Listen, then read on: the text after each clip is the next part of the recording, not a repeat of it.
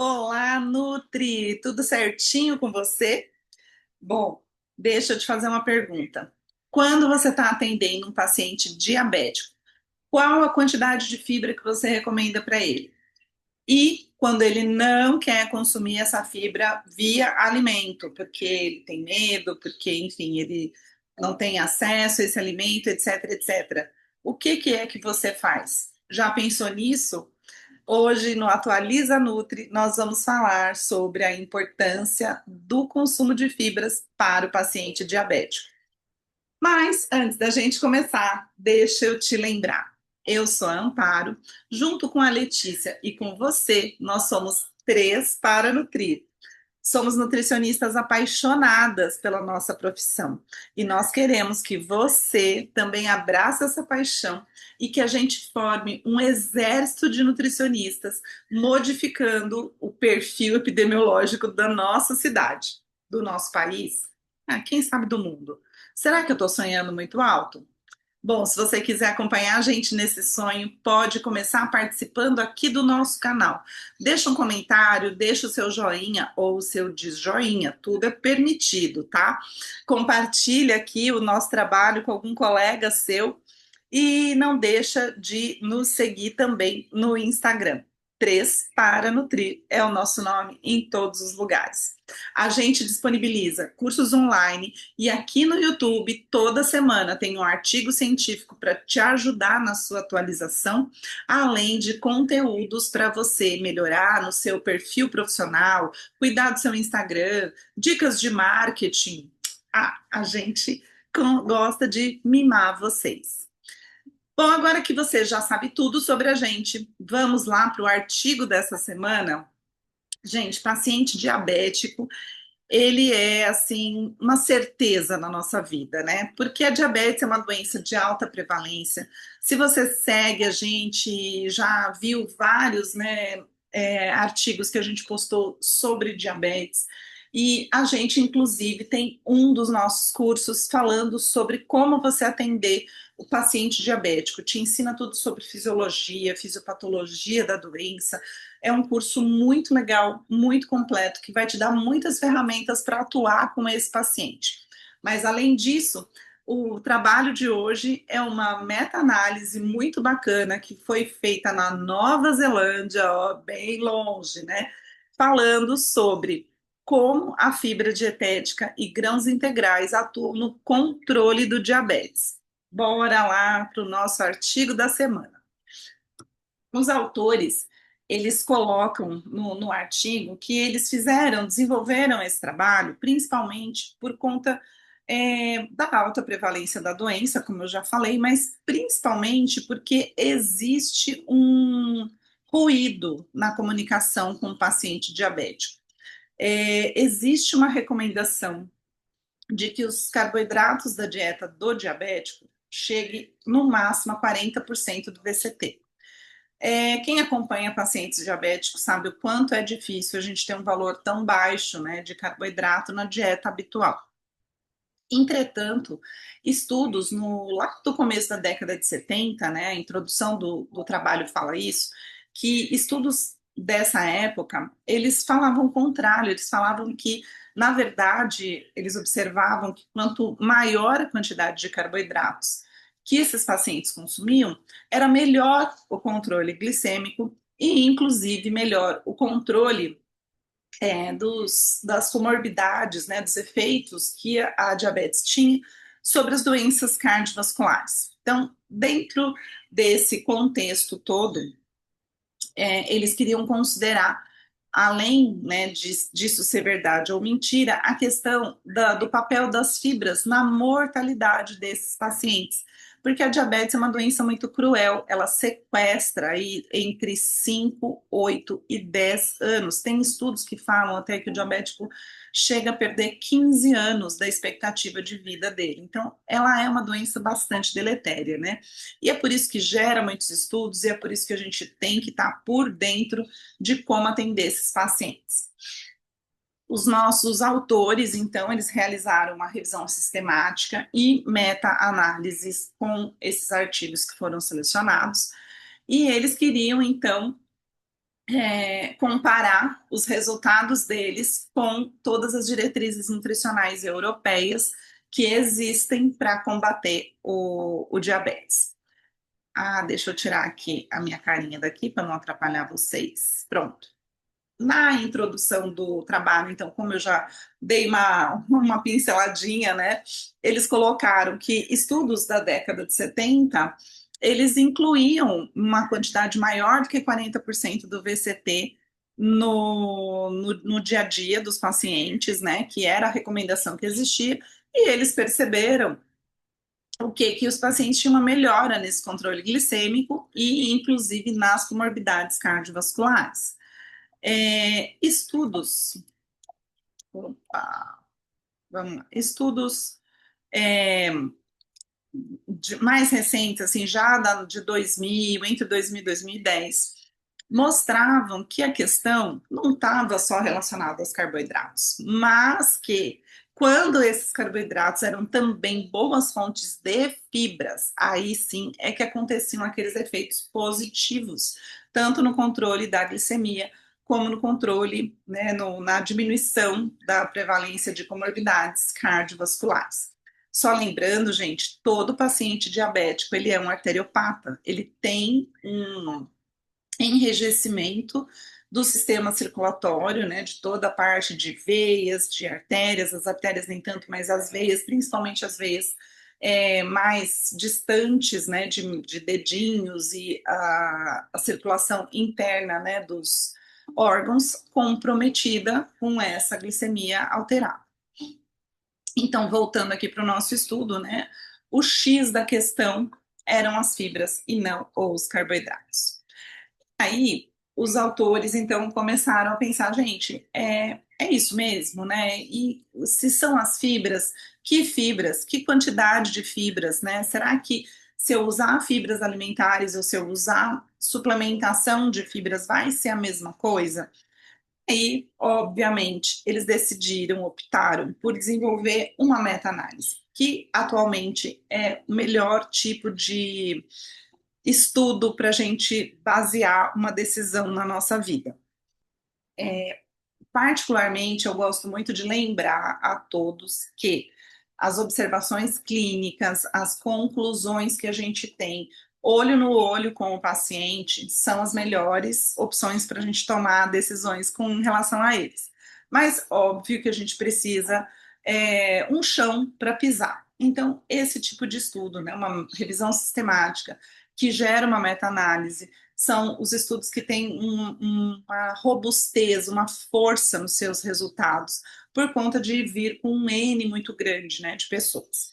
E olha, se você quer entender mais de epidemiologia e saber o que significa cada tipo de estudo, deixa um comentário aqui embaixo para a gente preparar essa aula para você, tá bom?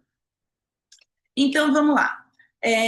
Eles queriam estudar se a fibra dietética tinha o potencial de controlar de melhorar o controle glicêmico, tanto na diabetes tipo 1 como na tipo 2, e também na pré-diabetes, e se essa fibra podia influenciar favoravelmente o risco cardiometabólico, tá? Além do que, eles também falaram assim, não, vamos fazer um estudo bem bacana, vamos ver se as pessoas que consomem mais fibras têm uma extensão de vida maior do que as pessoas que não consomem fibras. Então, foi um trabalho muito bem feito, muito bem desenvolvido. Como toda meta-análise e revisão sistemática, eles usaram os padrões Prisma, tá, para fazer todas as técnicas estatísticas e etc. Aí a gente tem o protocolo, né, que sempre que a gente fala de uma meta-análise, a gente tem que dizer o número do protocolo. E só para saber, eles fizeram a pesquisa, né, porque o que é a revisão sistemática? Eles vão olhar artigos que foram publicados com com este mesmo objetivo. E eles procuraram esses artigos nas plataformas Ovid, PubMed, PubMed Central, e em alguns outros indexadores específicos lá da Europa, do norte da Europa, né? Porque, como já lembra, o estudo é da Nova Zelândia. Bora lá. Como toda revisão sistemática, olha o número gigantesco gigantesco que eles conseguiram. Opa, perdão, mudei. O número gigantesco que eles conseguiram de artigos. Eles buscaram artigos com as seguintes questões, né? Diabetes tipo 1 e consumo de fibras, diabetes tipo 2, consumo de fibras e pré-diabetes, consumo de fibras.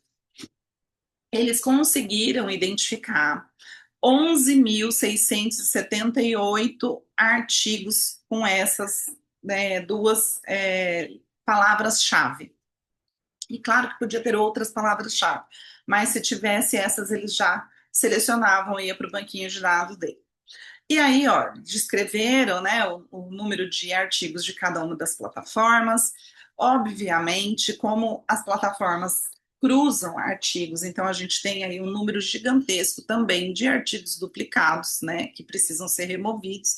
E aí eles passam para a segunda etapa da revisão sistemática, que é a leitura, né, a análise dos títulos totais, né, dos artigos e a leitura do resumo para verificar se esses pacientes, né, se esses artigos se relacionavam a pacientes que consumiam suplementos de fibra, que era, ou a quantidade de fibra que eles consumiam na dieta, que era justamente o ponto que os autores estavam analisando, ok?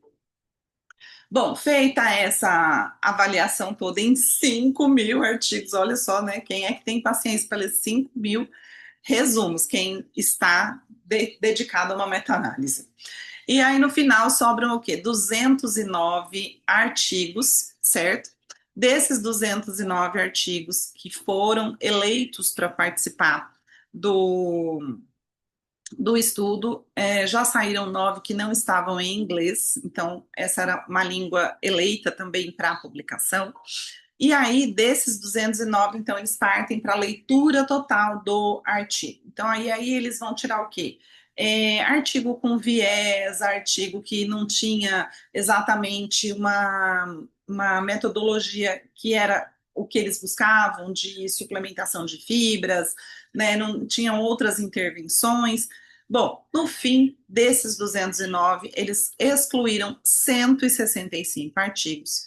E, no final, para incluir na meta-análise, ficaram apenas 44. E aqui os tipos de estudo, então, que ficaram, né? 3 eram de diabetes tipo 1, 31 de diabetes tipo 2, né? Que é realmente uma diabetes mais prevalente, 7 artigos com pré-diabetes, 2 artigos prospectivos, 42 de intervenção, né? 12 com fibras em alimentos e 32 com suplementação. Gente, vou chamar atenção aqui para uma coisa que já chama atenção, né, nessa metodologia. Como assim a gente tem mais estudo com fibra sendo suplementada do que com fibra sendo consumida via dieta? É uma coisa aí que a gente precisa pensar. E nós, nutricionistas, é que somos os profissionais que têm força, poder, conhecimento para introduzir fibra na vida das pessoas via alimento, porque o alimento é a nossa principal ferramenta de trabalho, certo? E aí, ó, vamos lá. Quais foram os achados, né, desses autores? Bom, no total, né, com aqueles artigos que sobraram, os 44 artigos que sobraram, eles resultaram num N total de 8.300 adultos, com diabetes tipo 1, tipo 2 e pré-diabetes. Juntando o tempo todo de acompanhamento dos artigos, os pacientes foram seguidos por aproximadamente 9 anos, né, 8 anos e 8 meses em média, e foram 42 ensaios, como a gente viu lá, ensaios onde os pacientes recebiam efetivamente suplementação, tá? Nesses 42 artigos que falavam que eram tipo ensaio, eles resultavam em 1.789 adultos com pré-diabetes, diabetes tipo 1 ou tipo 2, tá? Mas agora, olha que coisa bacana! Quais foram, né, nos estudos prospectivos, quais foram os resultados observados? Gente, em média, as pessoas que consomem fibras regularmente, as pessoas com diabetes, tipo 1, tipo 2 ou pré-diabéticos, que consomem fibras regularmente, elas ganharam, né, assim, houve uma redução no número de mortes, né?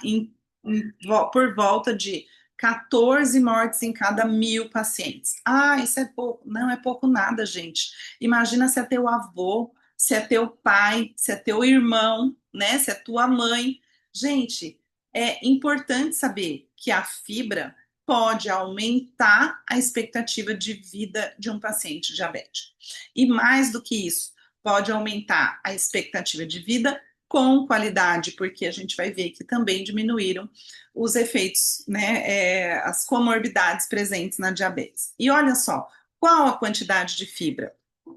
Então, a ingestão de fibra dietética era de 35 gramas, a ingestão recomendada. A ingestão média encontrada nos estudos foi por volta de 20, né, com uma média de 19,9, alguma coisa. E aí, eles pensaram o seguinte: não existe uma relação aparente entre a dose de fibra consumida e a efetivamente recomendada. Então, a recomendação é 35 gramas, mas quem comia 19, 20 teve efeitos positivos já. Imagina quem come 35? Oh, meu Deus, será que é tão difícil assim a gente consumir 35 gramas? Acho que não, hein? E aí, vamos lá. A conclusão é: você deve encorajar seus pacientes com diabetes a consumir fibras.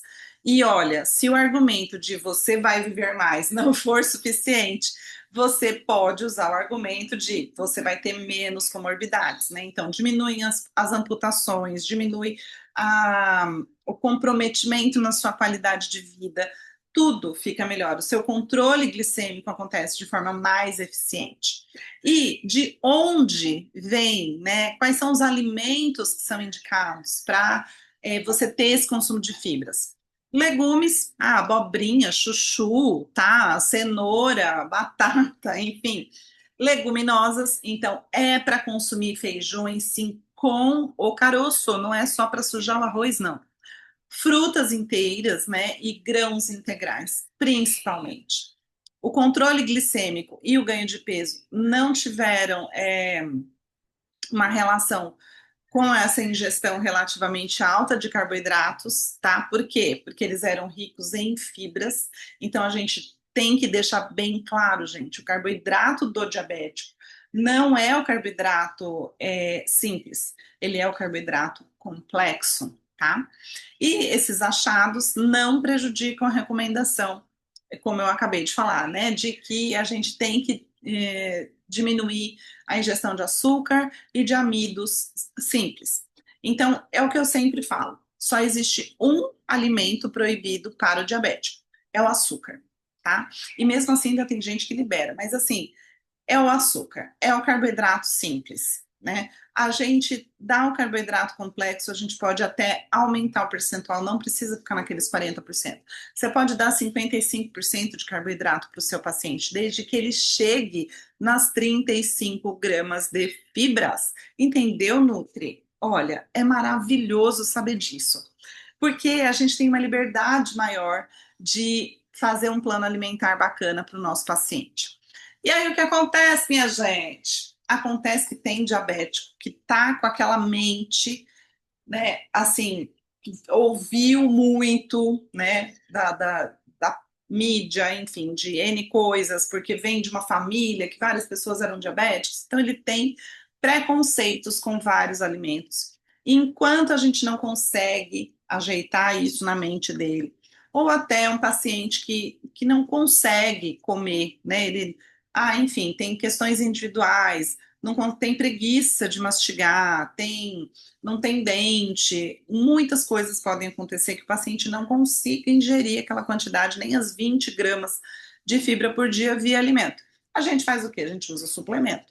Então, os estudos aqui, né, a meta-análise conclui que é indicado usar a suplementação quando a dieta não atinge a necessidade aqui, né? Então, em casos de uma ingestão reduzida de carboidratos totais, diminuindo então a ingestão de fibras, a gente usa o carboidrato, a fibra solúvel e insolúvel, principalmente a solúvel, que é a que melhor controla a glicemia, para ajudar esses pacientes. Às vezes, por exemplo, você está numa dieta restrita em carboidrato, em percentual de carboidrato, para perder peso, né? Enfim, mil coisas. Aí entra o olho no olho, né? Entra o além do estudo em si, da evidência clínica, né? Da evidência científica. Entra a individualização que o nutricionista faz tão bem, fazendo o plano alimentar do paciente de forma personalizada, tá?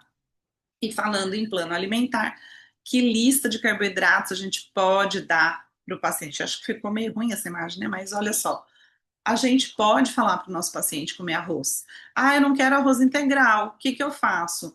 Dá o arroz branco e você vai dar o quê? O feijão com caroço. Não, é como eu já falei, não é para o diabético ficar sujando o arroz com caldinho de feijão, não. Ele tem que comer o grão tem fibra, né? A casquinha do feijão tem fibra. Então, não quer arroz integral, não tem problema. Vai caprichar na porção de salada, tá? Vai usar uma aveia. E também, assim, a gente tem que pensar na quantidade de fibras ao longo do dia. Ele não vai consumir 20, 30 gramas de fibra em uma única refeição. A gente vai dar isso ao longo de aí 4, 5 refeições, tá? Ele precisa consumir vegetais, porque além das fibras, os vegetais vão fornecer vitaminas, minerais e compostos bioativos que vão diminuir toda aquela questão de oxidação, de inflamação, são elementos essenciais para o diabético. Diabético pode comer fruta, gente. Vamos tirar da cabeça que diabético não pode comer fruta. Pode. Ele tem que comer fruta na hora certa e do jeito certo, acompanhado de uma gordurinha ou de uma fibra, né? Junto com uma castanha, com uma oleaginosa, né? Olha só. E a gente tem aí uma refeição rica, colorida, né? Bem feita para esse paciente. Então, minha gente, brasileira, estrangeira, nutris, né? Nutris, vamos orientar os nossos pacientes diabéticos, né, de acordo com todas essas evidências, sempre estimulando que ele consuma a quantidade adequada de fibras, que ele consuma uma alimentação variada, colorida, que é para ele ter esse controle glicêmico e a diminuição de todas as comorbidades que a diabetes acompanha. E olha, que lindo, a gente já pode falar que o consumo de fibras aumenta a expectativa e a qualidade de vida do nosso paciente diabético. Se você gostou do artigo, deixa a gente saber, faz aqui um comentário, você sabe, né? Tudo que eu já pedi, não vou pedir de novo, mas principalmente, gente, assina o canal, porque eu quero chegar nos 1.000 seguidores ainda este ano, tá? Tô falando em 3 meses. Bora? Me ajuda aí. Um beijo para você e até o próximo Atualiza Nutri.